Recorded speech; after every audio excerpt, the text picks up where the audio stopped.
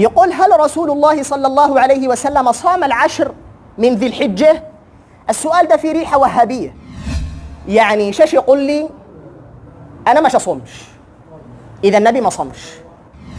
في الحقيقة الحديث اللي رواه عائشة في مسلم تقول النبي ما صمش، والحديث اللي رواه حفصة تقول إن النبي صام 3 أيام من كل شهر والعشر.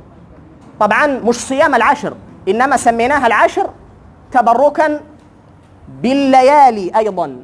أما احنا نصوم 9 بس، لكن في يوم عاشر يستحب الإمساك من بعد الفجر إلى صلاة العيد. بعد ما تروح من صلاة العيد تقوم وتفطر، بخلاف عيد الفطر. عيد الفطر يستحب انك تقول السلام عليكم ورحمة الله، السلام عليكم ورحمة الله، تقوم تهب تمرة. لمه؟ علشان تكسر الروتين اللي كنت عليه 30 يوم. فهل الحافظ مقدم حفصة عن عائشة؟ يعني في الحقيقة اللي رونا عائشة فيه دقة في السند، بس احنا ليش ما نصومش؟ يا جماعة الخير، الصيام من العمل الصالح، الصيام من العمل الصالح. طيب ما نصوم؟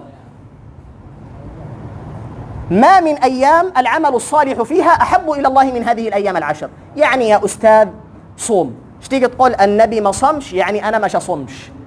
ده كلام بايخ، كلام سخيف. ليش؟ لأن النبي حث على العمل الصالح، والصيام عمل صالح، والصيام عمل صالح. النبي حث على صلاة الضحى ولم يصليها. يلا هب لي دليل ان النبي صلى صلاة الضحى. ما فيش. دورنا لما شبئنا ما فيش. لكن قالوا كذا حديث عن هاني ان النبي صلى ركعتين بس، وجدناها ان هي دي صلاة الفتح، ما هيش صلاة الضحى. بس النبي حث على العمل الصالح شو نصوم، النبي حث على الضحى شو نصلي. واضح؟ فافهموا الكلام جيدا.